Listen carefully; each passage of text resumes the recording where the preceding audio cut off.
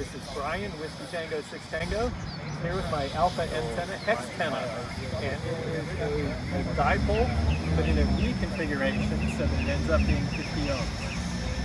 It's manually tunable, which means those are telescopic up to 17-foot arms. And I have a chart that says whatever band I want to be on, what the length should be to tune it into. You can make it into a delta loop, that's an extra thing, or you can use it as a vertical only with some counterpoise if you want. I made a stud for a 1/4-20 mounting here, but it also comes with a mount that you can do a pole mount. That's in the kit bag. So again, what is it, just so that we have the name? Alpha Antennas Hextenna. Hextenna. All right. They make a version that's got a boom and a beam as well. That's also a V shape, but this is the one that I got. All right. Thanks. My name is James, W6NYU, and year 2022. Year 2022, I made a 8-element 446.00 Right. Yep. SSB antenna for the VHF radio. This one is driven element, and this one is reflector, and this one is driver element. This one was the original inventor, and they tried to have a H-shaped wire, and they tried to fine-tune the SWR. So we cannot, like once antenna is made, we cannot like elongate or shorten the driven element. Mm-hmm. So they try to tune the antenna, fine-tune the antenna through the reflector. So they try to adjust the length of the reflector, longer or shorter, but I just cut the wire, made a little bit longer to make it, fine-tuned for the 446.00. Very cool. Do you like how it performs? Does it do a good job? This one is doing really good job, but the bandwidth, this is almost like a pinpoint. You have to pinpoint that where you wanted to. Interesting. Have a contact. All right. Yep. All right. Thank you. Thank you. Appreciate it. And good work.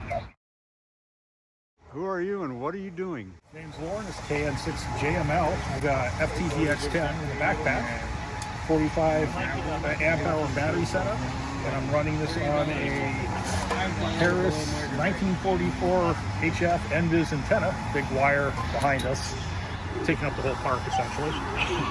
Yeah. Very, How long is it? I figure it's 130 some odd feet. Okay, so like an 80-meter dipole maybe or something? Yeah, now it's a terminated dipole, so it's a 12-to-1 ballot up on top with 600 ohm resistors that are grounded on either end. So there's no tuner really required.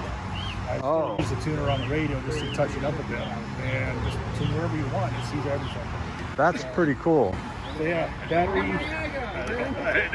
Make sure I can power other people because, hey, sharing is caring, right? Yeah.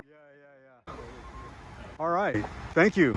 Yep. So we've got two antennas set up here. The one at the top is a copper pipe Slim Jim antenna, and it's my KB9 VBR antennas.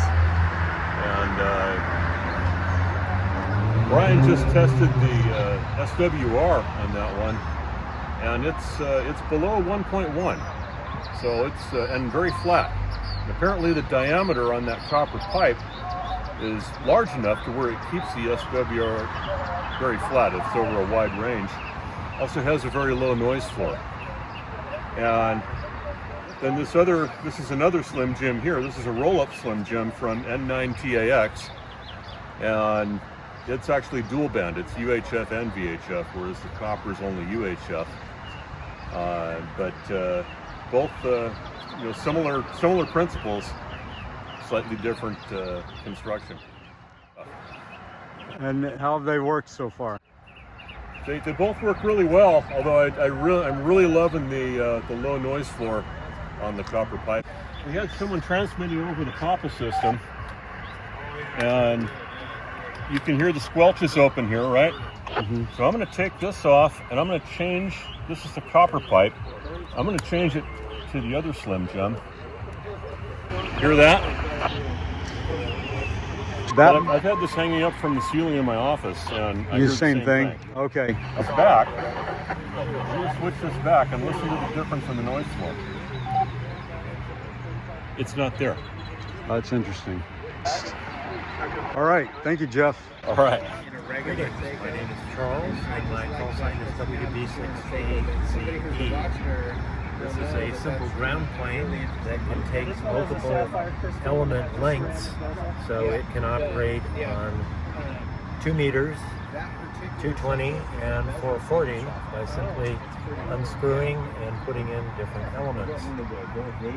Finding the correct lengths, it usually works easier to use copper wire and start with the lowest band first to get the appropriate SWR, and then keep flipping to higher and higher frequencies, shorter and shorter lengths, and then you can replace those with something that's more sturdy, like this brass wire here.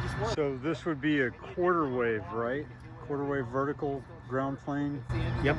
So this right here I think is 220.